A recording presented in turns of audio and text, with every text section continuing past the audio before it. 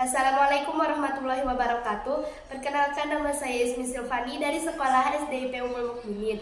Dalam menjawab tantangan literasi Leksan Medas pada bulan Juni tahun 2023, saya akan membacakan cerita dengan judul buku Penunggu Gunung Salak, penulisnya Ratna DKS, penerbitnya Makam, tahun terbitnya 2014, jumlah halamannya 142 halaman. Penunggu Gunung Salak. Keenam anak yang bernama Faiz, Wika, Iren, Sena, Amel, Musa.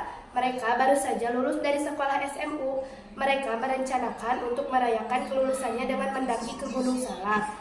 Ketika mereka sudah sampai di kaki Gunung Salak, mereka singgah terlebih dahulu, lalu memesan makan. Ketika mereka selesai makan, pemilik warung bertanya, "Kalian teh mau kemana?" Tetapi keenam anak itu berbohong. Mereka bilang mereka tidak mendaki, tapi hanya ingin lihat-lihat saja. Lalu pemilik warung pun menjelaskan, ketika mereka sudah mulai mendaki, mereka merasa bahwa salah satu temannya ini yang bernama Faiz ada sosok yang merasukinya, sehingga dari awal mereka merasa ketakutan dengan tingkah Faiz.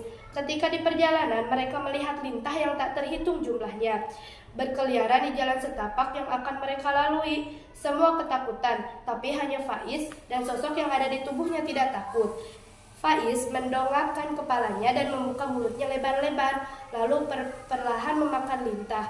Iren, temannya, muntah, tak bisa menahan mual karena jijik melihat manusia memakan lintah. Ketika mereka beristirahat, Wika terkejut dengan sikap Faiz yang tadinya menakutkan berubah menjadi baik. Faiz mengajak Wika ke seberang sungai menuju rimbun ilalang yang tinggi. Faiz menyengket leher Wika dan merapatkan bibir Wika sehingga ia sulit bernapas. Namun belum sempat sepatah kata pun terucap. Faiz mematahkan leher Wika. Faiz menjadikan tubuh Wika beberapa potongan kecil lalu meletakkannya di atas api unggun. Ketika di jalan, Sena dan Faiz dirasuki sesosok jenglot yang mengejar-ngejar empat temannya. Teman-temannya berlari hingga sampai di makam kuno, lalu mereka pingsan dan ditolong oleh pendaki gunung lainnya. Setelah mereka sadar, mereka bersama tim SAR berjalan hingga tidak sadar bahwa mereka sudah sampai di shelter ketujuh.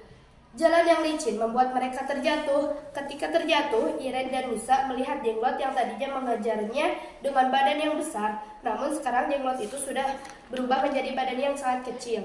Musa ingin menyimpan jenglot kecil itu, dan Musa menyimpannya di saku celananya. Tim SAR pun mengangkat mereka untuk naik ke tandu. Setelah berada di atas tandu, Iren dan Musa memejamkan mata, berusaha melupakan peristiwa tragis yang ditimpanya semalam, dan menikmati perjalanan turun dari puncak Salak yang masih menyimpan misteri.